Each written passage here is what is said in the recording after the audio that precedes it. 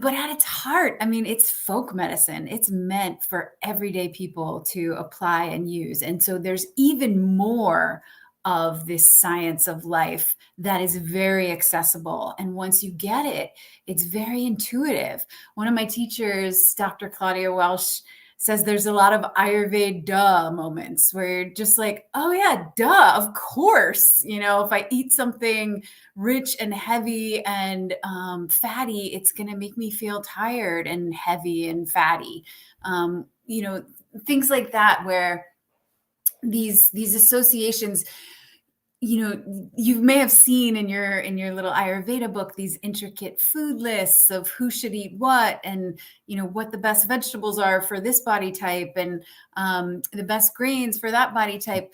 But really, it's more of a framework and understanding that once you get it, once you sort of put on that Ayurvedic lens, you can't unsee it. And it just becomes intuitive as you tune into your body, the subtle cues that your body is giving you, the subtle cues in your environment, and tune into how you react to different foods that you eat. It becomes a really easy way to navigate dietary questions using this approach.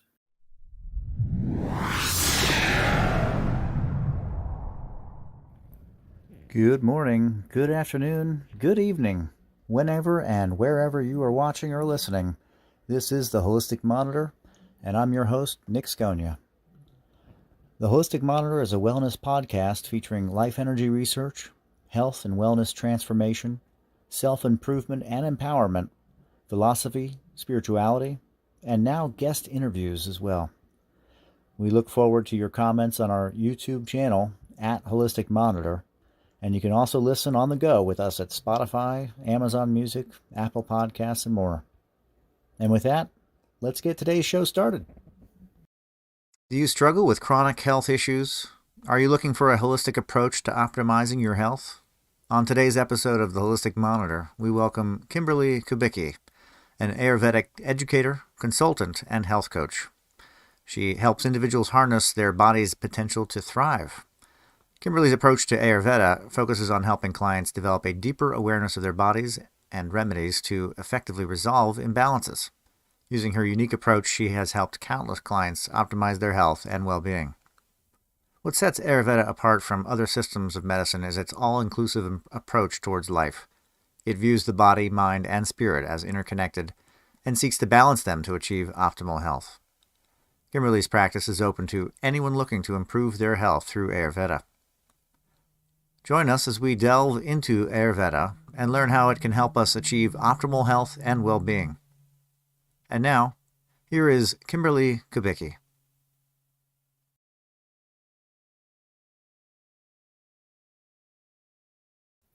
Kimberly Kubicke, expert in Ayurveda and its impact on women's health, trained in Ayurvedic medicine, nutrition, and hormonal health, a registered Ayurvedic practitioner and Ayurvedic food and nutrition consultant. Does that sound like what you're doing? Yes, it does. Okay. I love Ayurvedic nutrition. I have a book that I have every now and again I dip into. It's like a study type of book, a little tiny book, but there's a lot to Ayurvedic, the Ayurvedic science of nutrition. It's like a cosmology unto its own. Is that right? Yeah. A much different understanding than Western nutrition. Yeah. So I think it aligns you with a certain body type, and that kind of guides how you're supposed to eat and what kind of medicine you should take. Is that right? Yeah. Body type forms kind of the foundation of understanding yourself and what's going to be challenging for you and what's going to be supportive to you and what foods are going to work best to keep you in balance.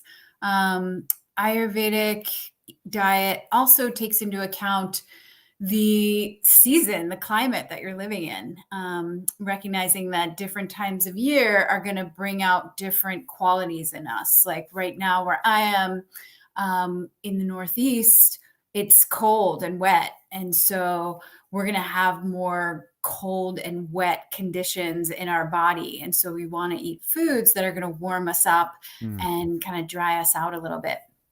Whereas in the fall season, for example, it's really dry. And so we want to eat a lot of rich, fatty foods to help moisten our tissues because everything's drying out around us. So aside from just understanding your own individual body, you also put your body in the context that it's living in, and sort of combining those two understandings make the best food choices that you can. Hmm. Okay. Very much like in a dichotomy, it works in an opposite to balance. Yes, Okay. yes. Duality is a big um, concept in Ayurveda. Hmm. There's similar to Chinese medicine. We're all pretty familiar with the idea of yin and yang. Ayurveda has the same concepts. We call it Brahmana and Langana.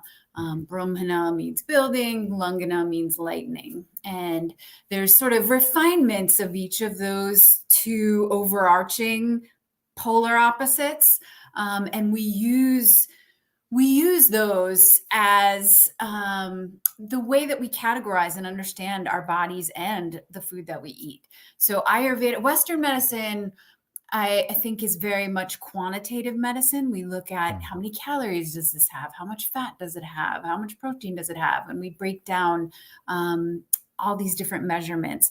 Whereas Ayurveda is more qualitative medicine. We look at what is this like? What is this food like? Oh, it's heavy and it's oily and it makes me feel sluggish and tired after I eat it, versus, oh, it's really light and sharp and spicy and I feel really awake and alert after I eat it. And everything in Ayurveda has the potential to be medicine, and everything has the potential to be poison. It all depends Hmm. on for whom, when, and how much. Right, right. Wow. So what is the history? I know it's probably thousands of years old. Mhm. What's the basics of the history of the Ayurvedic practice? Well, it's said to be the oldest system of healing in the world, and yeah, that it's as old as life itself. That humans, for as long as we've existed, have taken note of our environment, the elements in our environment, and how they interact with our bodies. So at its heart, there's a lot about Ayurveda that's very advanced and intricate and really foreign to our Western minds. But at its heart, I mean, it's folk medicine. It's meant for everyday people to apply and use. And so there's even more of this science of life that is very accessible. And once you get it, it's very intuitive. One of my teachers, Dr. Claudia Welsh, says there's a lot of Ayurveda moments where you're just like, oh yeah, duh, of course. If I eat something rich and heavy and fatty, it's going to make me feel tired and heavy and fatty. Things like that, where these associations, you may have seen in your little Ayurveda book these intricate food lists of who should eat what, and what the best vegetables are for this body type, and the best grains for that body type. But really, it's more of a framework and understanding that once you get it, once you sort of put on that Ayurvedic lens, you can't unsee it, and it just becomes intuitive as you tune into your body, the subtle cues that your body is giving you, the subtle cues in your environment, and tune into how you react to different foods that you eat. It becomes a really easy way to navigate dietary questions using this approach. Right, right. And what kind of training did you have to go through to learn all of this? Because it's a big system, a lot of Yeah. facets. Well, I studied with Dr. Vasant Lad at the Ayurvedic Institute. He is sort of credited with bringing Ayurveda to the West. Oh, He was really the first person teaching about it in English and making it accessible to a Western audience. So I studied with him and graduated from his Ayurvedic Institute. And then I went on to study with Amadea Morningstar, who is a Western trained nutritionist as well as an Ayurveda practitioner. She also studied with Dr. Lad. And then I also have studied with Dr. Claudia Welch, who's a doctor of Oriental medicine, as well as an Ayurveda practitioner. And she really specializes in women's health and hormones. And then I've studied with a number of doctors in India through online study. Okay, that's fantastic. There's so much to the system, the body types, the food. There's It's part of, is it part of the Vedas? Is it part Yeah. of the original Vedic? Okay. Yeah, they say that Ayurveda is derived from the Atharva Veda. There's four main Vedas, and they say that Ayurveda is sort of like a subset of the Atharva Veda. Yeah. Okay. Yeah. When I first read, what was it that I read? It was one of the Upanishads. I think it was something like that. Is that Mhm. right? Upanishads. And it spoke right to me. It was like talking as if it was me reflecting in a book. It was like soul searching, like somebody looking for their soul in the world. It was really, or within themselves. It was a really cool, like mirror glance. Is what it felt like. Like I was reading something that maybe I wrote. It was a Interesting. very cool experience reading the Upanishads. Which I guess are part of the Vedas. I can't remember how the whole breakdown is in that system, but I've always really been into how Ayurvedic practice involves food. It involves something that's like an everyday necessary thing, but it also has that spiritual Yeah. balance to it as well. It's not just this nutrition system or a diet or something like that. It's actually it's a full cosmology. Yeah, the definition of health actually in Ayurveda is um, that there's balance in all your bodily functions, and so like your digestion, your waste removal processes, the tissues in your body. There's harmony and balance in all of those, and that the person is well situated in themselves. So Mm. there's kind of this mental and spiritual component as well as this biological component to understanding and achieving health. In our Life Energy courses, you'll learn to decode the hidden messages of your symptoms, gain a deep understanding of holistic healing, and tap into your true potential. With SAF Online, you'll have access to cutting-edge tools and resources to guide your journey. Whether you're a healthcare professional, holistic healer, or someone seeking personal growth, SAF training is for you. Join our global community of seekers and transform your life. SAF Training, where the journey to yourself begins. Don't miss out. Enroll now and embark on a life-changing adventure. Yeah, that's amazing. Yeah. Yeah. So Yeah. So Ayurveda goes far beyond just diet. It's yeah, not just about what you eat. It's diet and lifestyle, really and your lifestyle. daily habits, how you structure your daily routine, all of that comes into play as well. Right. And I remember there was a lot of, in the book, there's a lot of levels of, which I thought was super advanced for such an old traditional system as Ayurveda. But it seems like it's common sense, something that you would want to do when you have somebody come up with an issue.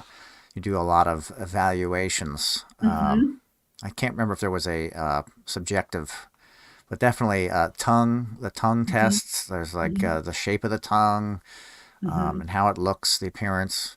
That tells a lot about a person. What was there? It's the eyes, I think, maybe. I'm not Yeah, sure if that the was eyes, iridology, but the eyes, the skin, even how they talk, their temperament, right. um, you can notice sometimes even like a smell coming off of somebody, the nails or something that we The look nails. at. Right. The pulse can pulse. be used in diagnosis. Also, the stool gives Yep. a powerful insight about Right. what's going on in your digestive tract.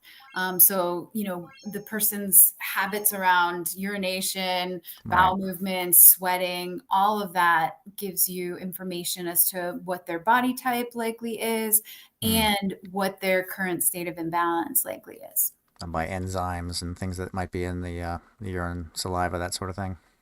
Yeah, enzymes are more like a Western understanding.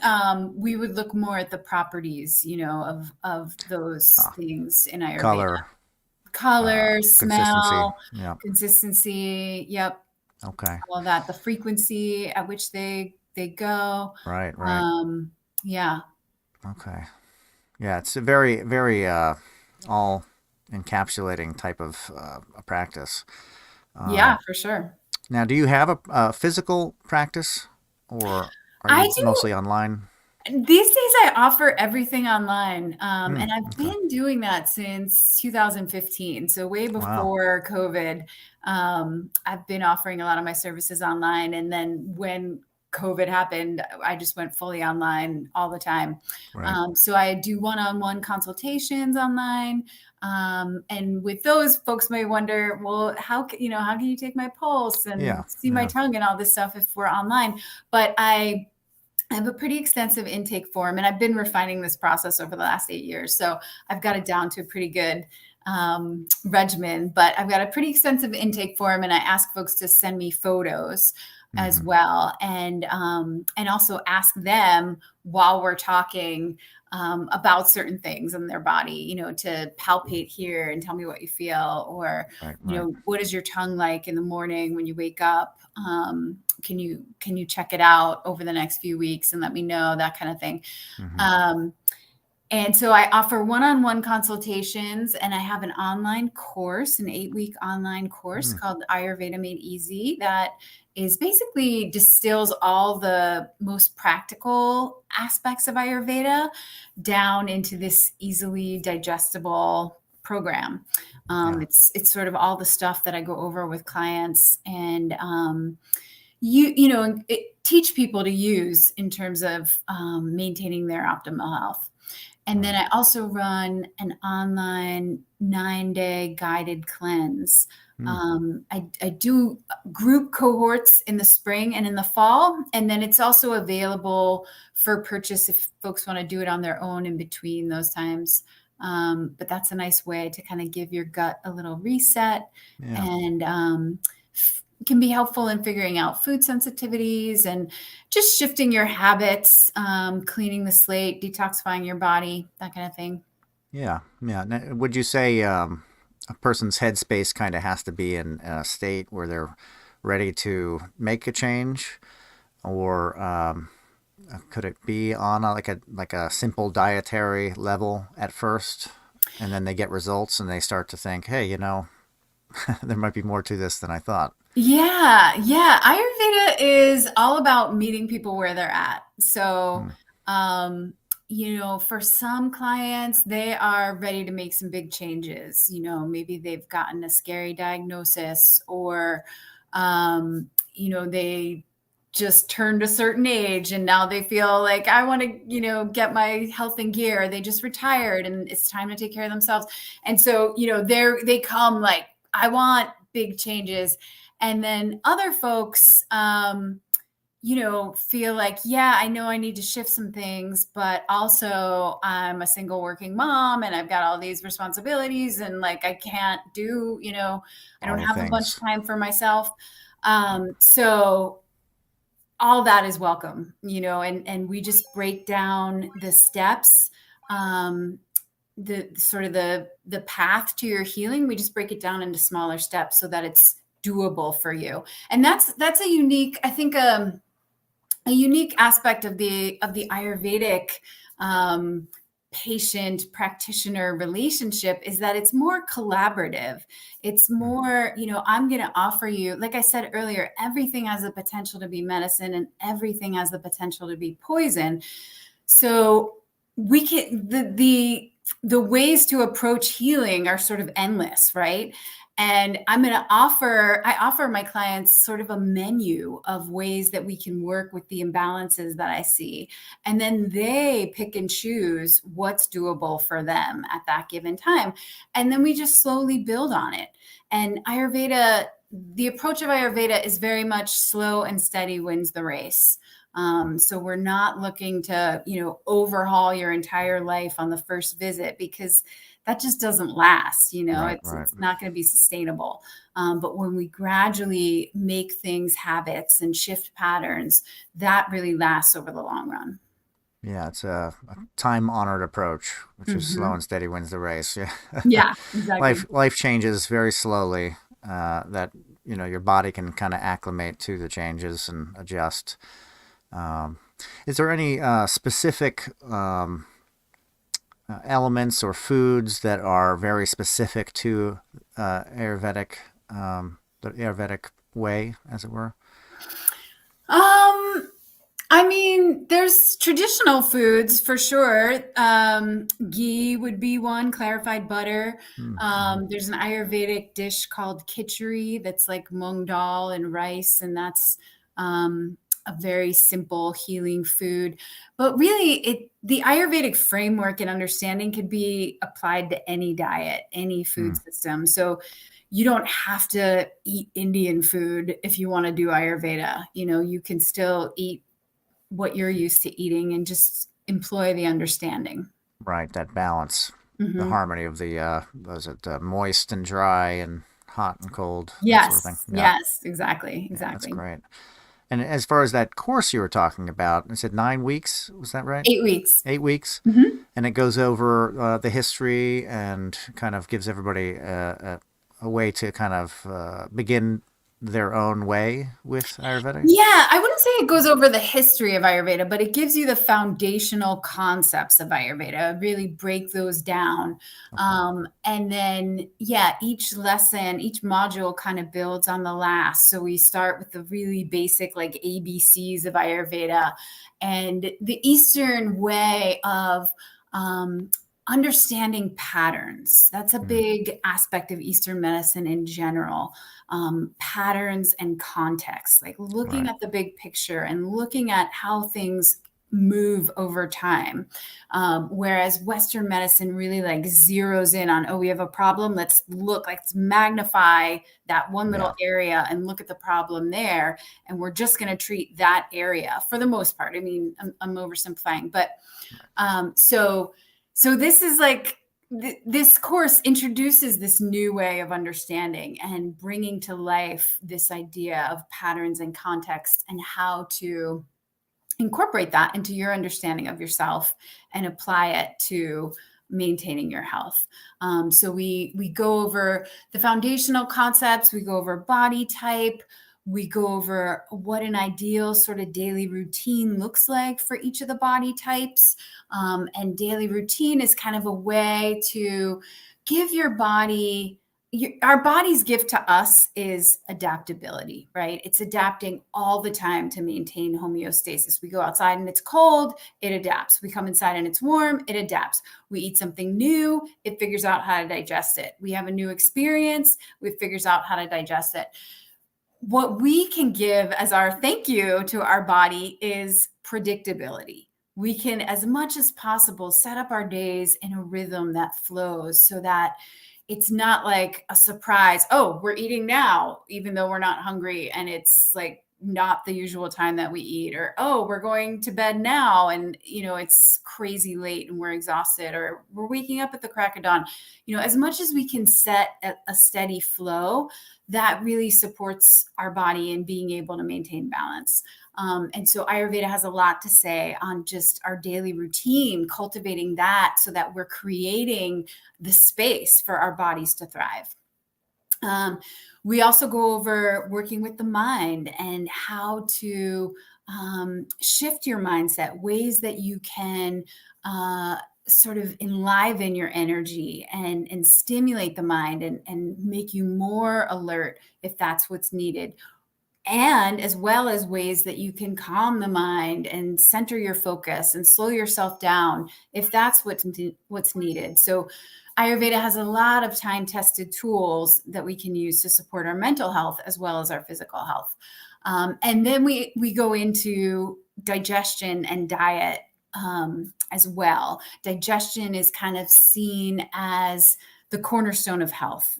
That's where we interact with the outside world, and our body has to make sense of what we take in and remove the waste and assimilate the good stuff. And so a lot of times when we develop an imbalance in our body, if we trace it back to where it started in our gut. And so there's a lot of importance placed on understanding your digestion and supporting your digestive health. So that's kind of the way that the course flows. And during those 8 weeks, there's live Q&As with me and the other folks in the course, so that you get the benefit of hearing everybody's great questions that you might not have thought to ask. And you get this kind of group momentum and support as you're integrating these new habits and new lifestyle into your life. And once you sign up for the course, you have lifetime access to it. So even if you don't get through all the material in those 8 weeks, you can still watch it after. And I'm always available by email for any questions that folks have.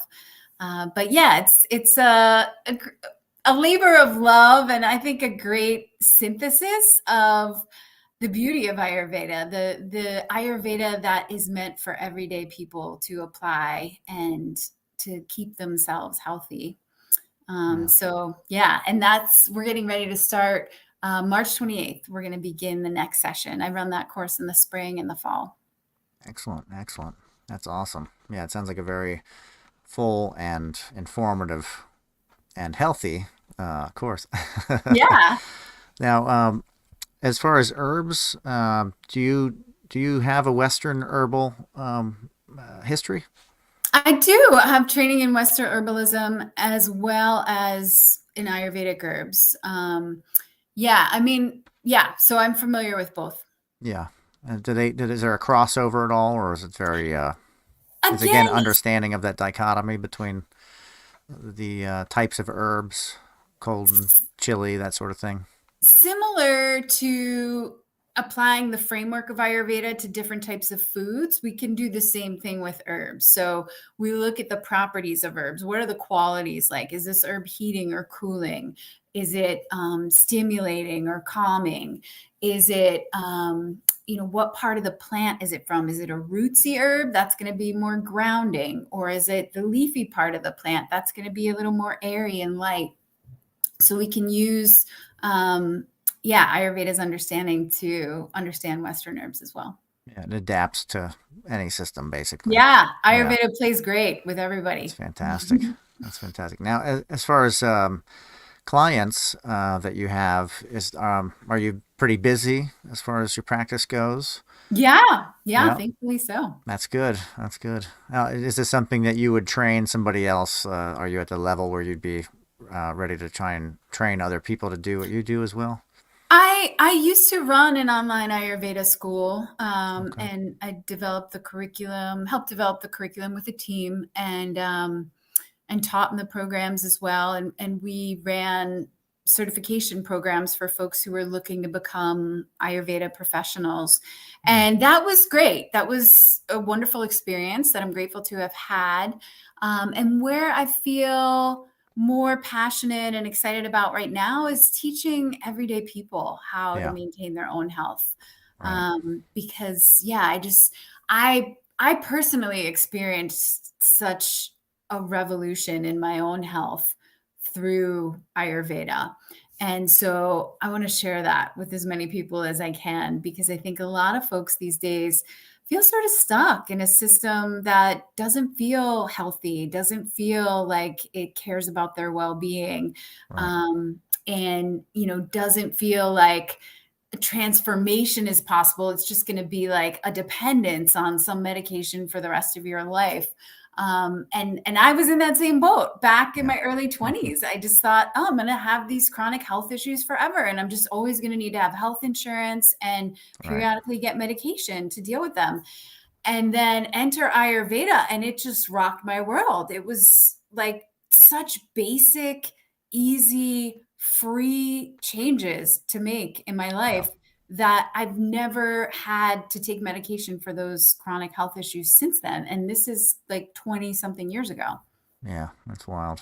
Yeah. And well, one of the great things I think that I get a sense of is the level of control that you have in your own health. Whereas in the Western culture, typically you're at the whims of a professional, and that's it. There's no learning past that, For sure. You ask them what you need, and that's all there is.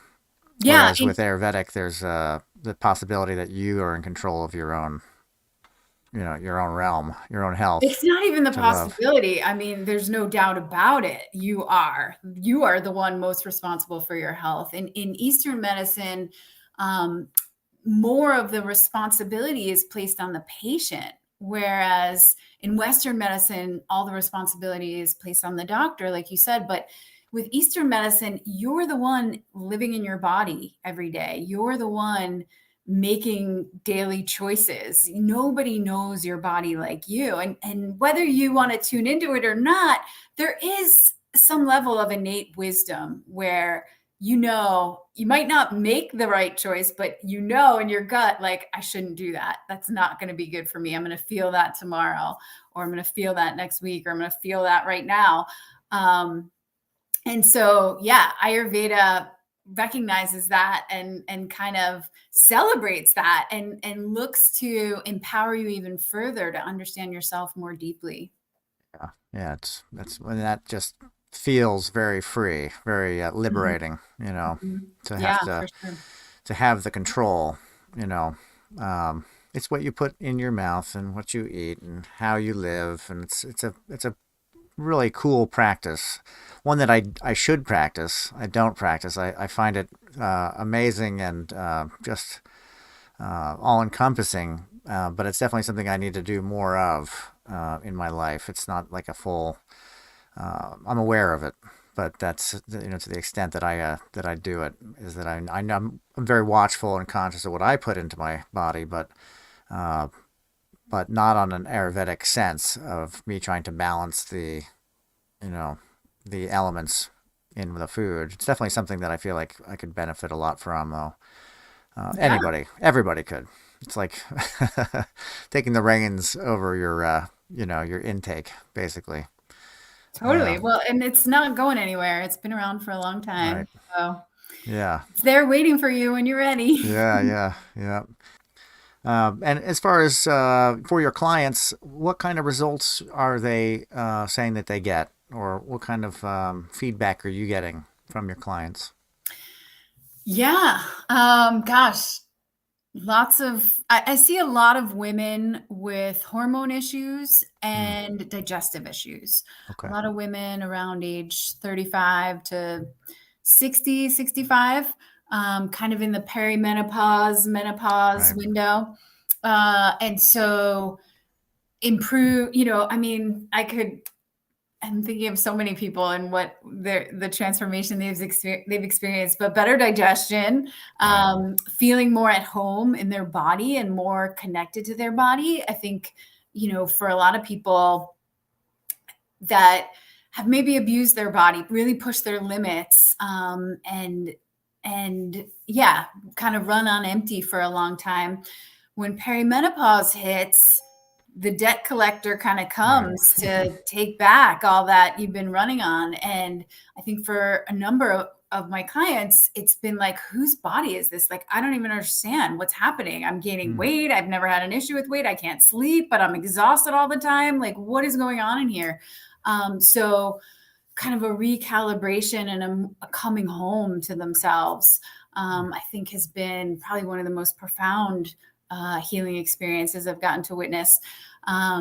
Better sleep, better skin, better elimination, better daily routine and just kind of flow, like an ease in anxiety and stress, a soothing, relief to their nervous system.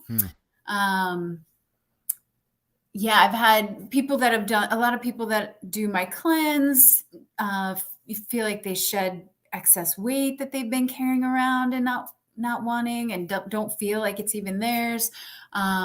They've reported, big shifts in their habits, even going off the cleanse, that they don't bring some of the things back in that they know weren't serving them because they had this time and space to get more perspective on it.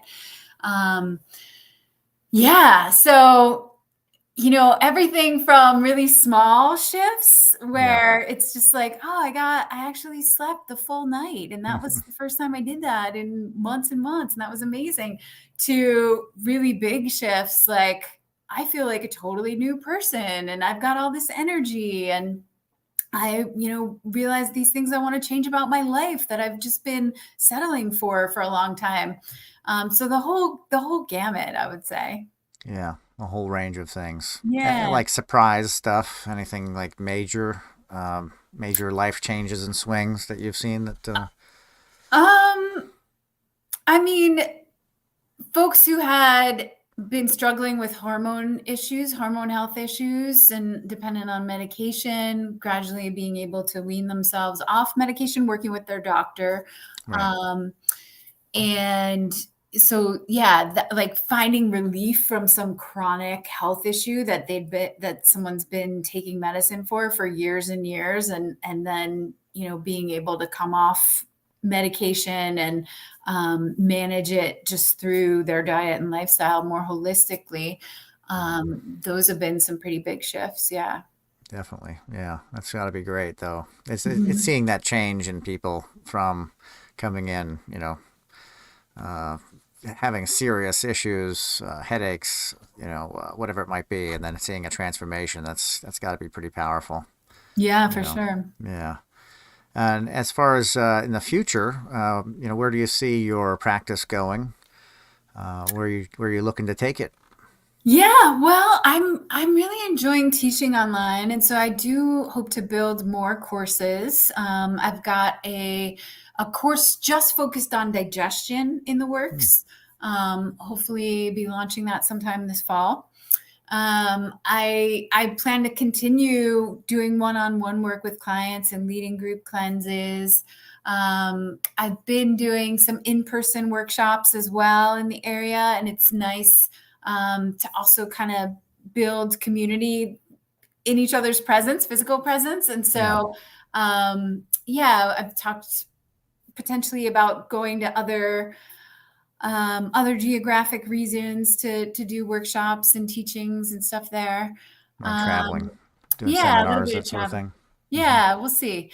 But yeah, just looking to build the community around studying Ayurveda in a really practical way. I mean, I'd say that's my approach, is very practical in Yeah. recognizing that, none of us are going to do it perfect, and we Right. all, are doing the best we can. And so how can we adapt it to apply it to our modern day way of life and still make it really effective? Yeah. Yeah.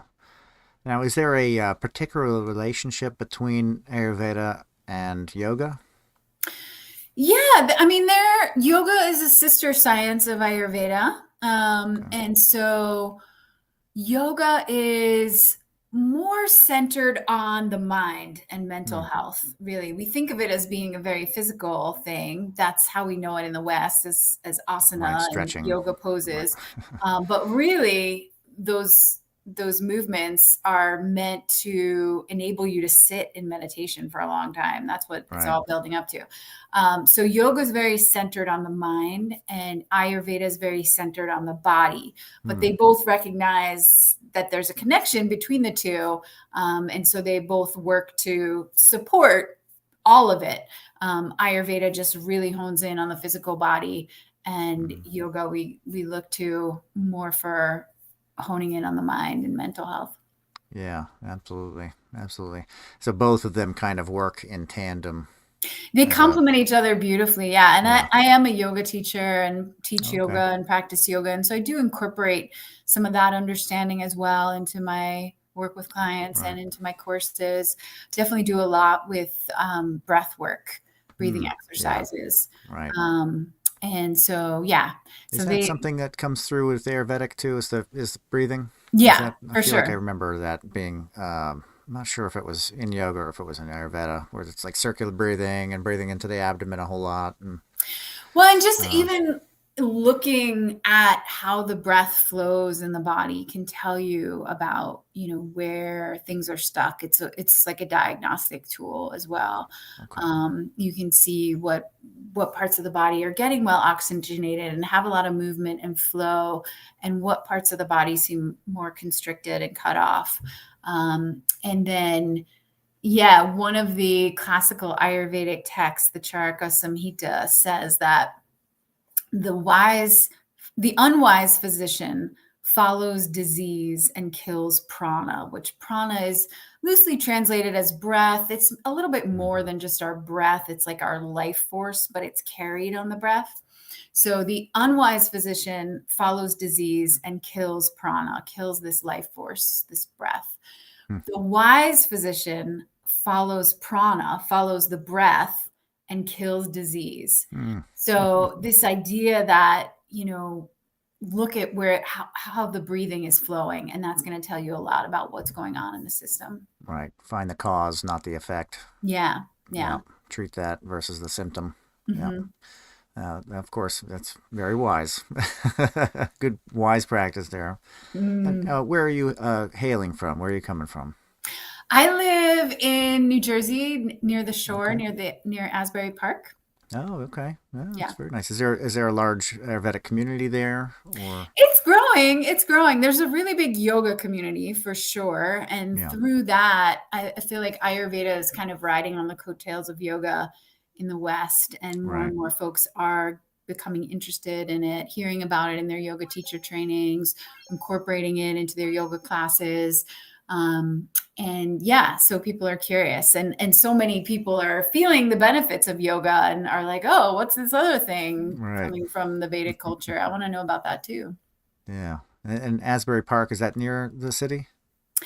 It's near, in terms of New York City, it's probably like an hour and a half. Oh, okay. So it's not right Not there. super close, hour and a half, 2 hours, maybe, depending on Okay. where you're going.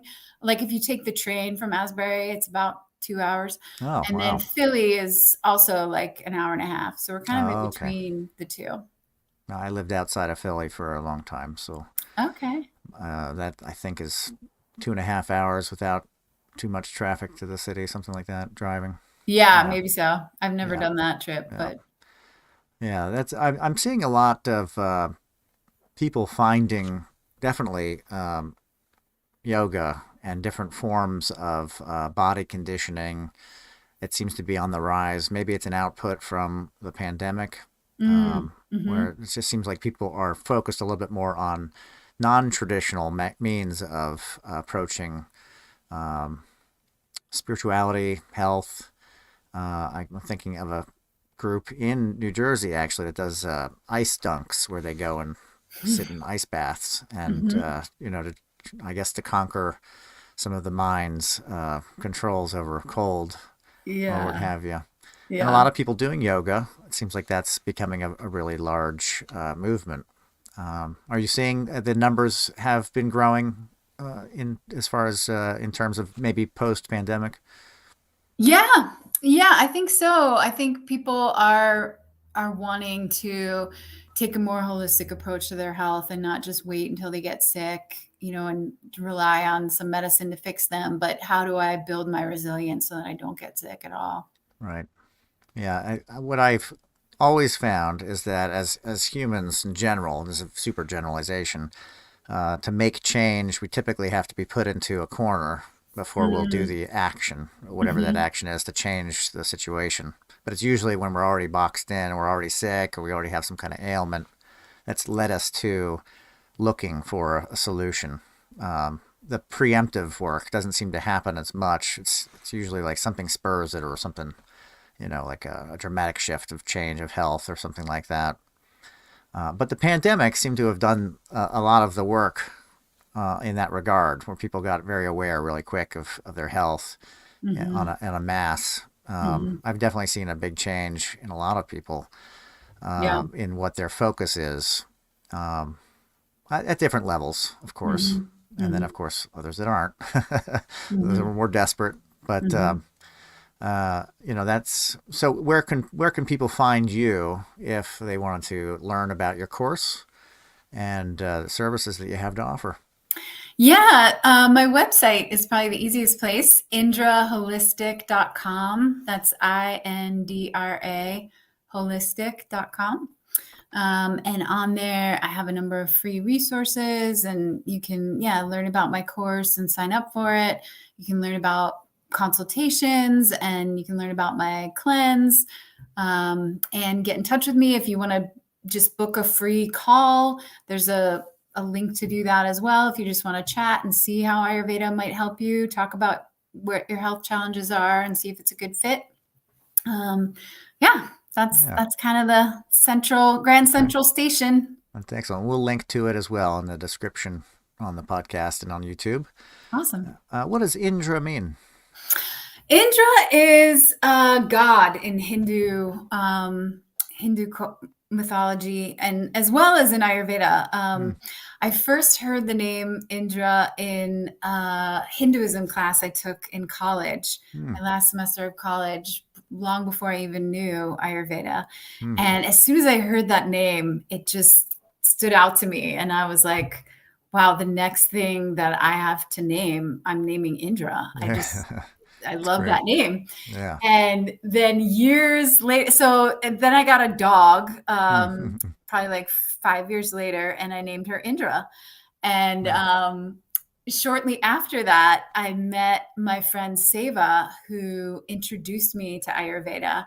Hmm. Um, and when I began studying Ayurveda, I learned that Indra is the god who taught Ayurveda to the people so Oh. that they could heal themselves and they could live out their dharma. When I Ah. learned about Indra in my Hinduism class, I learned of him as the god who rides the chariot that carries the sun over the horizon. Oh, And he's okay. also the god of rain and thunder. And Hmm. he was said to be the king of the gods. Um, Oh. but the aspect of him that stood out to me the most was his relationship to Ayurveda, how he Yeah. shared it with the people. And so, yeah, that when I was starting this business, yeah, that name was just like the obvious It was choice. the obvious thing, right? Mhm. Now it sounds parallels to like Zeus, maybe, or it's like a weather god, that sort of thing. Um, Maybe, yeah. yeah, chariot in the sun reminds me of Zeus, or not Zeus, even if it's thunderbolts, but like Ra or something like that in the Right, Egyptian right. pantheon. Yeah, Yeah. Yeah, I don't know all the stories of Indra. right. There are many. But yeah, those are the ones that I know that have really stood out to me. Yeah, So yeah, I've never heard Indra be equated to Zeus, right. myself, but there may be some truth to that. Something to that. Yeah. Well, Yeah. Zeus was like thunderbolts, and I'm not sure if it's storms, but Yeah. king of the was it Greek pantheon or whatever. Hmm. Um, but the sun deity is typically Shamash, was it in Sumerian? Trying to get back into the depths of the god chronology back in the day, and in Egypt it was Ra, right? Um, although I don't know that they had the storms and the that other part, that element to it as well. But Mm-hmm. well, Indra, that's really cool. Yeah. Okay. And um, if you could give somebody advice as far as if they were looking to get into Ayurvedic work, Mm. what would that be? Mm. Like, Well, where would they start? I You have a know. number of like free resources on my website. You can go to indraholistic.com and then go to the resources tab, and there's a whole bunch of resources there. But the one that I would point folks in the direction of is a good place to start is Ayurveda's Guide to Healthy Eating Habits. And so if you go to indraholistic.com/eating, you can download it for free there. And that just gives you simple kind of universal rules for how to eat, not so much what to eat, but how to eat in a way that is going to support your digestion. Right. Yeah, which is very important. Yeah. And you can even just pick like one or two of those. Like it's a 1-page document with, I don't know, maybe 10 or 12 things on it. But you could just pick one or two to start with that seem easy and like, oh yeah, I can do that. Let me do that for a week and see how I feel. See what you notice. So I think that would be where I'd send folks to start. Right. Just give it a week and see what happens and see how the body reacts. And yeah. Notice how you feel, how your energy level is, how your digestion is, how you sleep, how your elimination is. All of those give us clues into, what's working and what's not. Kind of get a body sense. Yeah. Excellent. Well, Kimberly, fantastic talking to you today. You too. Thank you so much for having me. And repeat that the website is indraholistic.com? Yeah, indraholistic.com, INDRA holistic.com. And when does that course come out? The Ayurveda Made Easy, my 8-week course, it will begin on March 28th. March 28th. Excellent. Yeah. All right. Awesome. Well, we're looking forward to it. Thank you. Me too. Thank you. Yeah, and have a great night. You too. Thanks, Nick. Yeah, Take care. Bye.